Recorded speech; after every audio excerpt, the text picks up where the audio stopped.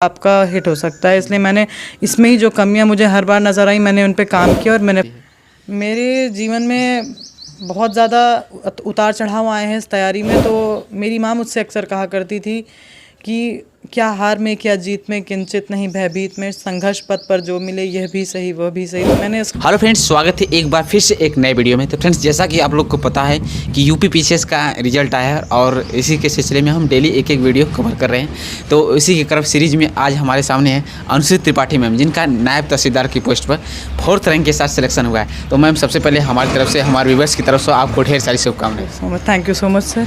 तो मैम, अब जानेंगे कि आपका एक बार फिर से आपका नाम क्या है और आप कहाँ से हैं, एक बार हमारे व्यूअर्स के सामने अपनी बातें बताइए। मेरा नाम अनुश्री त्रिपाठी है, मैं रायबरेली जनपद से रहने वाली हूँ। मैंने अपनी प्रारंभिक शिक्षा रायबरेली के फिरोज़ गांधी कॉलेज से पूरी करी है। उसके पश्चात मैंने अपनी तैयारी सन 2018 से सिविल सर्विसेज के लिए शुरू करी थी। जी, और मैम जानेंगे कि आपका ऑप्शनल और मीडियम क्या रहा।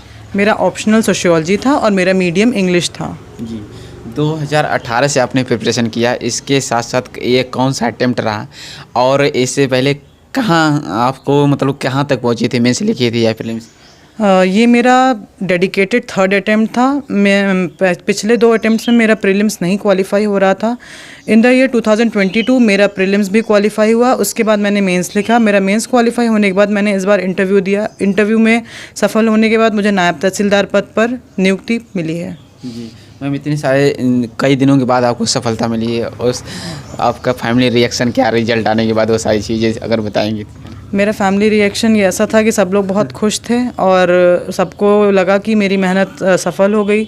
मैं लगातार 4-5 सालों से इसी क्षेत्र में प्रयासरत थी। मेरा प्लान भी ऐसा कुछ नहीं था, क्योंकि मुझे लग रहा था कि अगर एक गोल पर आप अपनी स्ट्रैटेजी को इम्प्रूव करके बार बार हिट करेंगे तो वो गोल आपका हिट हो सकता है। इसलिए मैंने इसमें ही जो कमियां मुझे हर बार नज़र आई मैंने उन पर काम किया और मैंने फाइनली अपना रिज़ल्ट दे दिया। जी मैम, जैसा कि आपने बताया कि प्रीलिम्स ही नहीं हो पा रहा था, तो कभी आपको डिमोटिवेट होते होंगे, नहीं होगा क्या करेंगे, ऐसा कभी तो लाइफ में आता होगा? हाँ बिल्कुल, ऐसा फेज़ आया कि जब मुझे लगा कि मेरे से हो नहीं रहा है। मैंने तैयारी ऐसे कैसे शुरू कर दी थी जब मुझे लगता था कि प्रीलिम्स ही मुझसे क्वालिफाई नहीं हो रहा, जो कि बहुत बेसिक एंट्री गेट है। मुझे सेल्फ डाउट सा होने लगा था कि यार अब तो मुझसे नहीं हो पाएगा, अब चलो छोड़ते हैं। फिर एक बार लगे कि यार छोड़ देंगे तो फिर क्या करेंगे। पर इस जर्नी में ऐसा कुछ होता है कि 2-3-4 लोग आपकी लाइफ में ऐसे होते हैं जो आपकी लाइफ में एक पिलर, एक माइलस्टोन का काम करते हैं। तो ऐसा ही मेरे साथ भी हुआ। मेरे 2-3 फ्रेंड्स थे और स्पेशली मेरे फैमिली में मेरी मदर ने मुझ पर बहुत ज़्यादा बिलीव किया।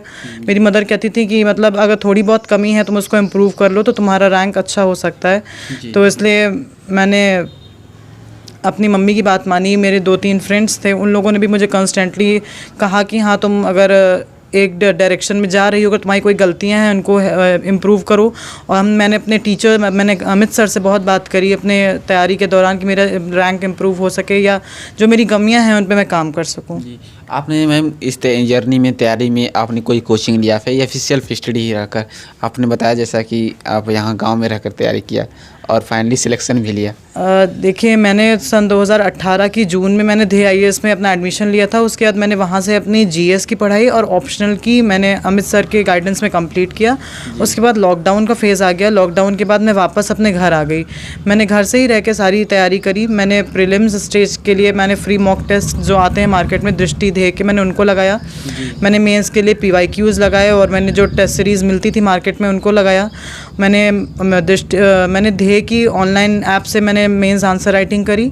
उसके बाद मैंने इंटरव्यूज़ के लिए मैंने मॉक्स दिए, जाके लखनऊ में दिए, कुछ प्रयागराज में दिए। उसके बाद मैंने अपने सफलता अर्जित करी है। जी मैम, जैसा कि आप जानते हैं कि 14 मई को यूपी पीसीएस का प्रीलिम्स होने वाला है, तो प्रीलिम्स के लिए आपने कैसे स्ट्रेटजी बनाई थी? कुछ बेस्ट स्ट्रेटजी बताइए, जैसे कि स्टूडेंट को इन अंतिम दिनों में 35 दिन का समय है, तो एक बेहतरीन तरीके से एक नई उड़ान दे सके।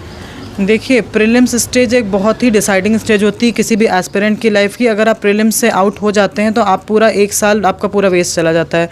प्रीलिम्स के लिए मैं यही कहूँगी कि आप PYQs का प्रैक्टिस करिए और उसमें दिए गए प्रश्नों को बार बार रिवीजन करिए और पेपर के ट्रेंड को एनालाइज करने की कोशिश करिए, क्योंकि अनटिल एंड अनलेस आप पेपर का ट्रेंड नहीं समझेंगे तो आप बहुत ही गलत दिशा में मेहनत करेंगे।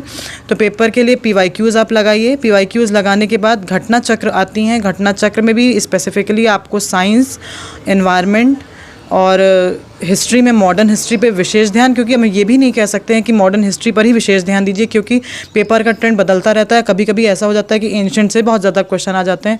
तो आप सारे प्रश्नों का संकलन आप घटना चक्र पूर्वावलोकन से कर सकते हैं। उसके बाद करंट अफेयर के लिए जो मार्केट में किताबें हैं, आप उनको कहते हैं उसको खरीद कर उसको बार बार पढ़िए और उनके अपने शॉर्ट नोट्स बना लीजिए। और आपको अपने वीक एरियाज़ पता होने चाहिए कि हम कहाँ पे मेरी कमी है, आप उसको इम्प्रूव करिए। उसके साथ ही साथ आपको ये पता होना चाहिए कि आपने जो कुछ भी पढ़ा है उसका रिवीजन करने के लिए आपके पास एक रनिंग नोट्स होने चाहिए। और सबसे इंपॉर्टेंट बात, मॉक टेस्ट लगाते रहिए, जिससे आपको पता चलेगा कि आप कहाँ पे गलती कर रहे हैं, और जहाँ पे आप गलती कर रहे हैं आप उन गलतियों को समझ के आपको ये पता होना चाहिए कि आपने वो ऑप्शन क्यों टिक किया था, आपके दिमाग में क्या बेसिकली बैकग्राउंड आ रहा था। इसलिए आप इन सारी गलतियों को एनालाइज करते हुए जब आप प्रैक्टिस करेंगे तो आपका एग्ज़ाम बहुत आसानी से निकल सकता है। प्रीलिम्स स्टेज सिर्फ और सिर्फ कॉन्फिडेंस का खेल है। आप जो भी क्वेश्चंस करिए उनको बहुत कॉन्फिडेंस से करिए। बार बार उसमें क्या कहते हैं, OMR भरने से पहले क्वेश्चंस के ऑप्शंस में बहुत ज़्यादा डिस्टर्बेंस मत करिए। और दूसरी बात यह है, जो भी रिसोर्सेज पढ़ रहे हैं आप अपनी रिसोर्सेज पे बिलीव करना सीखिए कि मैं जो पढ़ रहा हूँ पेपर यहीं से आएगा, और इसके लिए आपको बहुत ज़्यादा डिविएशन की ज़रूरत नहीं है। उसमें 30-35 क्वेश्चन रिलेटेड यूपी पीसीएस में करंट से रिलेटेड आते हैं, उसमें एक पोर्शन यूपी स्पेशल कराता है। तो उसके लिए आपने कौन रिसोर्सेज फॉलो किया था, क्या कोई मैगजीन फॉलो किया था, उसके बताइए मैम। यूपी पीसीएस में जैसे कि करंट अफेयर्स के क्वेश्चंस का जो वेटेज है वो हर साल बढ़ता ही जा रहा है। तो मैंने इसके लिए पहले मुझसे प्रीलिम्स नहीं निकल रहा था, तो मुझसे मेरे एक फ्रेंड ने मैंने बेसिकली उस फ्रेंड से अपनी पूरी स्ट्रैटेजी ली कि मुझे प्रीलिम्स निकालना कैसे है। तो उसने मुझे कहा कि घटनासार और आई दृष्टि की मैगजीन आती है, तुम उसको रेफ़र करके अपना प्रीलिम्स स्टेज में तैयारी कर सकती हो। तो घटनासार एक अर्धवार्षिकी और वार्षिकी टाइप का संकलन आता है, मैंने उसको पढ़ा। उसके बाद एग्ज़ाम के 15-20 दिन पहले एक आई दृष्टि नाम की किताब आती है, मैंने उसको पढ़ा। इन सारी किताबों को पढ़ने के बाद मैंने जो एक मोटा मोटा क्रक्स तैयार किया था उसको मैंने 10 से 15 पन्नों में मैंने वो रनिंग नोट्स करंट के बना लिए थे। उसके बाद फिर मैंने अपना ये प्रीलिम्स का करंट अफेयर्स का रिवीजन मैंने वहीं से किया था। जी, थोड़ा सा मैम इसमें एक पोर्शन सी सेट का होता है। तो कई बार स्टूडेंट क्या होता है सी सेट से भटक जाते हैं, उनका एग्ज़ाम वैसे लेते हैं कि हो जाएगा नहीं होता है। तो और हिंदी मीडियम के छात्रों के लिए बहुत ज़्यादा प्रॉब्लम होता है सी सेट को लेकर। तो सी सेट के लिए कैसे मतलब प्रिपेयर किया जाए? सी सेट के प्रिपरेशन के लिए मैंने एक पहले प्रीवियस ईयर क्वेश्चंस की बुक लगाई। उसके बाद मैंने एक अरिहंत की बुक आती है मार्केट में, वो शायद मुझे 2021 के अटेम्प्ट के बाद ही मुझे मार्केट में दिखी थी, तो मैंने लिया। तो उसमें एक पूरा सेक्शन दिया गया है कि reading skills, comprehension skills, logical reasoning और कम्युनिकेशन। तो मैंने उन सारे सेगमेंट्स को पढ़ा और उस पर आधारित सारे क्वेश्चंस को सॉल्व किया। उसके बाद क्या कहते हैं, मुझे पता चला कि जब हम PYQs लगाने के साथ ही साथ जब मैंने CSAT के टेस्ट भी लगाए, तो उससे मुझे लगा कि जो मेरी गलतियाँ थी वो कहाँ पर हो रही हैं। और इसके बाद फिर मैंने ऐसा टारगेट किया कि हाँ एटलीस्ट मैं 45 क्वेश्चन नेट में CSAT में सही कर सकूँ, जिससे मैं एक सेफर साइड पर रहूँ। मैं आपका अब तो सिलेक्शन हो गया है, तो डेली कितने घंटे, कई बार स्टूडेंट कमेंट्स करते हैं कि डेली ये भी पूछा करें मैम कितने घंटे पढ़ाई करते थे, तो डेली आप कितने घंटे स्टडी को निकाल लेती थी? सर देखिए, डेली का टारगेट मेरा घंटों का कभी नहीं रहा है। मेरा बस ये रहता था कि मैं सुबह अपना एक स्टिकी नोट्स में चिपका लेती थी कि मुझे इतना आज कंप्लीट करना है आज की तारीख में। और कभी मान लीजिए कि कोई ऐसी कंडीशन पड़ गई कि जो मेरी मतलब कि बैकलॉग बन जाते थे, तो उसके लिए मैं परेशान नहीं होती थी, मैं उसको सिर्फ संडे को कंप्लीट करती थी। बाकी मैं रेगुलरली अपने जो भी मेरा टारगेट होता था उसको कंप्लीट करने के लिए मुझे हो सकता है वो टारगेट मेरा 6 घंटे में भी कंप्लीट हो सकता है मुझे 8 घंटे भी देने पड़े। मैंने कभी घंटों पे स्ट्रेस नहीं दिया, मुझे बस ये लगता था कि मैं जितनी जल्दी अपना सिलेबस को कवर करके रिवीजन पे टाइम दूंगी उतना ही इजीली मैं अपने गोल तक पहुंचने के लिए अपना रोड बहुत इजी कर सकती हूं। तो मैंने घंटों का कभी टारगेट नहीं सेट किया। प्रीलिम्स के टाइम में मुझे पता था कि प्रीलिम्स के टाइम मेरा हर बार प्रीलिम्स रुक रहा था, तो मैंने प्रीलिम्स के टाइम एग्ज़ाम के 15 से 20 दिन पहले मैंने 10 से 11 घंटे की पढ़ाई करी थी। उसके बाद मेंस में जब लास्ट मोमेंट आया था तो वही 15-20 दिन मैंने 6-7 घंटे पढ़ाई करी। फिर उसके बाद मेरे घंटों पे मैंने कभी सर स्ट्रेस नहीं किया, सिर्फ मैंने अपना गोल जो मैंने सेट कर रखा था कि हाँ मुझे दिन में इतना प्रायोरिटी देनी है, मैंने उतना ही पढ़ा बस। मैम इसके बाद जो प्रीलिम्स के बाद जो है कि आफ्टर 4 मंथ मेंस का एग्ज़ाम होता है, तो मेंस के लिए जैसे 4 पेपर होता है, GS1, GS2, GS3, तो उसके लिए आपने क्या रिसोर्सेज फॉलो किया था उसके बारे में बताइए। देखिए, जैसे कि यूपी पीसीएस मेंस में हिंदी से शुरू करते हैं, क्योंकि पहली पाली में हिंदी का होता है, फिर दूसरी में एसए का होता है। तो मैं तो इंग्लिश मीडियम से हूँ, तो मैंने हिंदी के सारे प्रीवियस ईयर पेपर जितने अब तक हुए हैं मैं उन सारे पेपर्स को मैंने सॉल्व किया। उसके बाद एक हरदेव बाहरी की किताब आती है, तो मैंने उसमें लोकोक्तियाँ, मुहावरे, मुझे कुछ कमज़ोर पक्ष थे तो मैंने उनको बहुत अच्छे से तैयार कर लिया था। उसके बाद मैंने जो उसमें पत्र लेखन, पत्र लेखन, ज्ञाप, ये सब मैंने प्रैक्टिस बहुत अच्छे से करी थी। उसके बाद फिर मैंने एस्से के लिए मैंने जो भी मतलब करंट में टॉपिक्स चल रहे थे, बहुत ज़्यादा हॉट टॉपिक्स थे, मैंने उनका प्रिपरेशन किया।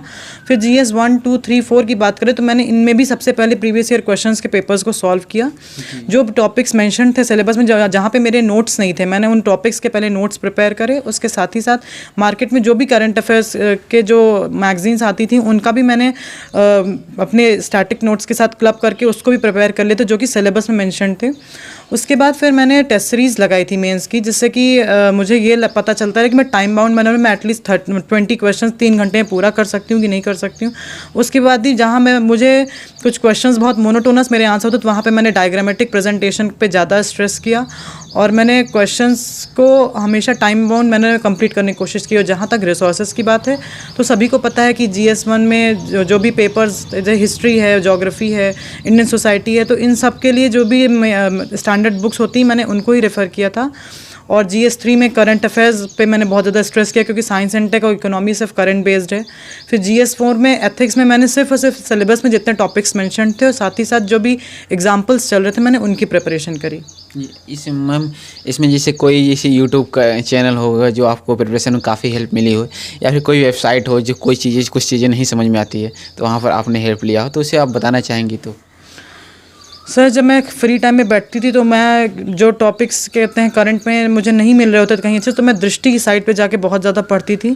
उसके साथ ही साथ मेरा जब पढ़ने का मन ना करे मेंस के दौरान, तो मैं स्टडी फॉर सिविल सर्विसेज एक चैनल है, वहाँ पे उन्होंने फ्री क्वेश्चंस प्रैक्टिस करवा रखे थे, तो मैं वो भी लगाया करती थी। उसके साथ ही साथ मेरा यूट्यूब पे जो अधिक समय जाता था वो एक IAS कॉरिडोर नाम का एक ऐप वो है, चैनल है, मैं उसको भी रेफ़र करती थी। तो इसके साथ ही साथ मैंने कहते यूट्यूब से ज़्यादा मदद ना लेके मैंने कोचिंग की साइट्स पे रेफ़र करके ज़्यादा मैंने कंटेंट प्रिपेयर किया है। जी, थोड़ा सा मैम जानेंगे कि एक कई बार स्टूडेंट कमेंट्स करते हैं कि जो है कि ऐसे जो राइटिंग का पेपर होता है तो उससे कंटेंट कहाँ से कलेक्ट करें, और वो सारी चीज़ें जैसे एनवायरनमेंट से रिलेटेड, तो कंटेंट उसकी कोई बुक आपने रेफ़र किया था, कोई टॉप 1 नोट्स ऐसे बताइए। सर, मैंने ऐसे पेपर के लिए मैंने कोई भी बुक नहीं रेफ़र करी थी, क्योंकि मुझे पता था कि ऐसे हर इंसान का अपना इनोवेशन होता है। और जैसे कि ऐसे मतलब होता है निबंध में कोई मतलब बाध्यता नहीं है, आप जिस एक्सटेंट तक सोच सकते हैं। तो जैसे कि 700 वर्ड का ऐसे लिखना होता है तो सबसे पहले मैं ब्लूप्रिंट बनाती थी टॉपिक का। बेसिकली मैं सोशियोलॉजी बैकग्राउंड से हूँ, तो मुझे इससे काफ़ी हेल्प मिली। जैसे कि इसमें एक टॉपिक सोसाइटी से रहता ही था, तो मैं वो वाला पेपर, वो क्वेश्चन ज़रूर अटैम्प्ट करती थी। फिर क्या कहते हैं, जो करंट में टॉपिक्स हैं, जो उनके मुद्दे रिलेटेड हैं मेरे ऐसे के मुद्दे से, मैं उन पे करती। सबसे बड़ा काम जो ऐसे राइटिंग में होता है वो ब्लूप्रिंट का होता है। आप उसमें सारे dimensions, political dimension, economic dimension, technological dimension, आप इन सारे डायमेंशंस को इंक्लूड करेंगे। साथ ही साथ अगर आप प्रिल्यूड देते समय हिस्टोरिकल बैकग्राउंड को मेंशन करेंगे, तो इससे क्या होगा कि आपका जो ऐसे है वो एक बहुत स्टैंडर्ड ऐसे होगा। और उसके साथ ही साथ आप ऐसे को ब्रेक्स देने के लिए बीच बीच में कोट्स डाल सकते हैं। अब मुझसे बहुत लोग कहते थे कि ऐसे में डायग्राम भी बना सकते हैं, पर मैंने कभी डायग्राम बनाने की कोशिश नहीं की, क्योंकि मुझे जैसे मैं स्कूल से चली आ रही हूँ अब तक ऐसे लिख दे, ऐसे मतलब होता है कि एक फ्लो में इस पैरा बाई पैरा आपको अपनी इन्फॉर्मेशन को मेंशन करना है। लाइकवाइज मैंने एग्ज़ाम में वैसे ही मेंशन किया, और मुझे नहीं लगता कि ऐसे में बहुत ज़्यादा आपको डायग्राम की ज़रूरत है। आप बस अपना जो कंटेंट लिख रहे हैं उसको बहुत इनोवेटिव तरीके से प्रेजेंट करिए, और उसमें जो आपका जो ऐसे है उसमें आपके फ्लो होना चाहिए।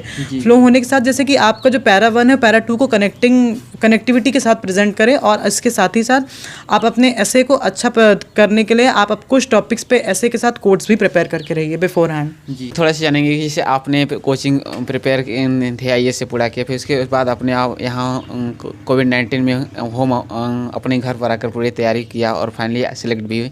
तो क्या जिससे कई बार जो गांव के बच्चे होते हैं उन्हें अवधारणा बनी रहती है कि हमें क्या ज़रूरी होता है कि जैसे दिल्ली, इलाहाबाद जैसे शहरों में जाना, तो कैसे अपने आप को प्रिपेयर किया, माहौल कैसे बनाया यहाँ पर? देखिए, कोचिंग की ज़रूरत मुझे एज सच महसूस हुई, इसलिए मैं कोचिंग करने गई, क्योंकि मुझे लग रहा था कि मुझे एक सही दिशा में मार्गदर्शन की ज़रूरत थी, तो इसके लिए मैंने कोचिंग किया। मगर ऐसा कोई हार्ड एंड फास्ट रूल नहीं है कि अगर आप कोचिंग नहीं करेंगे तो आपका एग्ज़ाम नहीं निकलेगा। अगर आपका कोई सीनियर या आपका कोई मेंटोर जो आपको सही डायरेक्शन दे रहा है और आप उस डायरेक्शन में वर्क कर सकते हैं, तो आप एग्ज़ाम निकालना बहुत आसान हो सकता है। तो इस मेंटालिटी को बिल्कुल नहीं लेके चलना चाहिए कि अगर हम दिल्ली नहीं गए, प्रयागराज नहीं गए तो मेरा एग्ज़ाम नहीं निकलेगा। एग्ज़ाम निकालने के लिए जो स्ट्रैटेजी है वो आपको कोई शेयर कर सकता है, या आपको जहाँ पे भी कठिनाई महसूस हो रही है उसमें आप किसी की हेल्प लेकर आप अपना एग्ज़ाम बहुत ईजिली कर सकते हैं। जी मैम, जैसे कि अभी आपने बताया कि जैसे कि ऐसे राइटिंग के लिए डायग्राम नहीं बनाना चाहिए, जैसे और सारी चीज़ें जैसे एथिक्स का पेपर हुआ और हिस्ट्री, पॉलिटिकल, इकोनॉमिक्स, GS1, तो इसके लिए मैम जैसे कि एक बेस्ट आंसर, ऑथेंटिक आंसर लिखने के लिए क्या क्या क्वालिटी होनी चाहिए जिससे लोगों से अलग हो और नंबर इंक्रीजिंग हो, ज़्यादा मार्क्स मिले? सारा खेल मैम आंसर राइटिंग का ही है। जहाँ तक बात आंसर राइटिंग की है तो मैं तो सबसे पहले कहूँगी आप आंसर राइटिंग के लिए सबसे पहले कोई भी किसी भी साल का प्रीवियस ईयर पेपर उठाइए और आप उसको 3 घंटे में टाइम बाउंड मैनर में कंप्लीट करने की कोशिश करिए। अगर आपका नहीं कंप्लीट हो रहा है, जैसे 3 घंटे हो गए पर आप 13-14 तक पहुँच पाए हैं तो कोई बात नहीं, आप नेक्स्ट डे फिर से ट्राई करिए।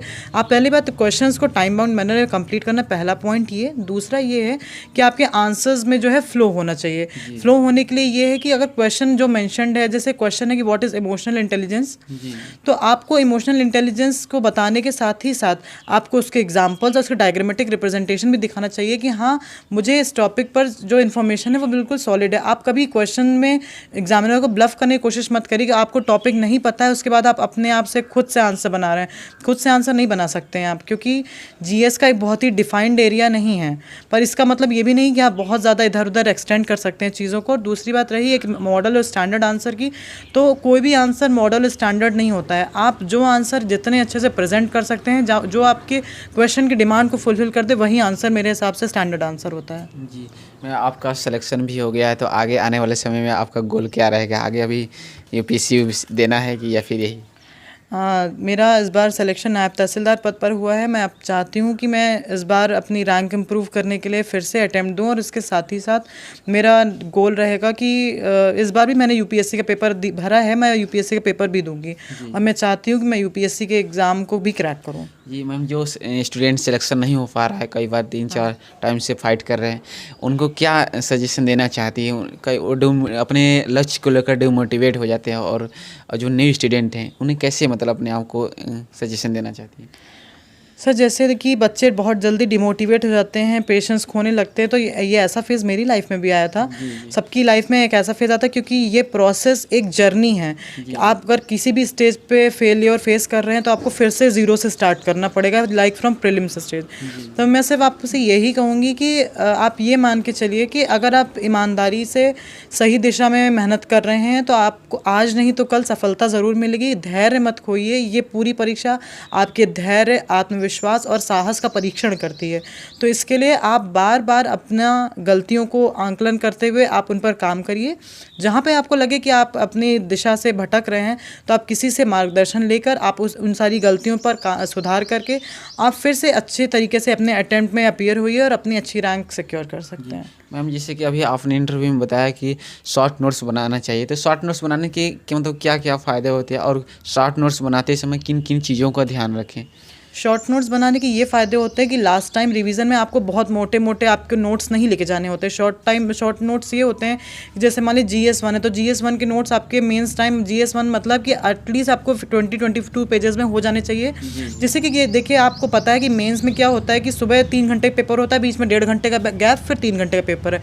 उस 1.5 घंटे के गैप में आपको लंच भी करना है और आपको नेक्स्ट पेपर के लिए रिवाइज़ भी करना है। तो जो सुबह की मीटिंग का पेपर है, या तो आप उसको घर से रिवाइज़ करके रहिए, या तो शाम के पेपर को घर से रिवाइज़ करके चलिए, और वहाँ पे सेंटर पे भी बिफोर हैंड पहुँचे, जिससे कि आपके पास जो समय हो वो आप अपने रिवीजन पे दे सकते हैं। तो शॉर्ट नोट्स ये होते हैं कि आपके एग्ज़ाम की मास्टर की तरह हेल्प करते हैं। अगर आपके पास शॉर्ट नोट्स नहीं है तो आपके पास इतना ज़्यादा कंटेंट रहेगा कि आई डोंट थिंक कि आप एक कोई पेपर भी नहीं रिवाइज़ कर सकते हैं। शॉर्ट नोट्स के बनाने की भी ये की होती है कि जो भी टॉपिक्स रिकरिंग बार बार आ रहे हैं, आपको थीम्स पहचाननी होगी। उन थीम्स पर आपको टॉपिक्स पे आपको नोट्स बना के रखने होंगे, और साथ ही साथ जब एग्ज़ाम आ रहा हो तो आपको उन्हीं नोट्स में बीच में थोड़ी स्पेस छोड़ के चलनी चाहिए।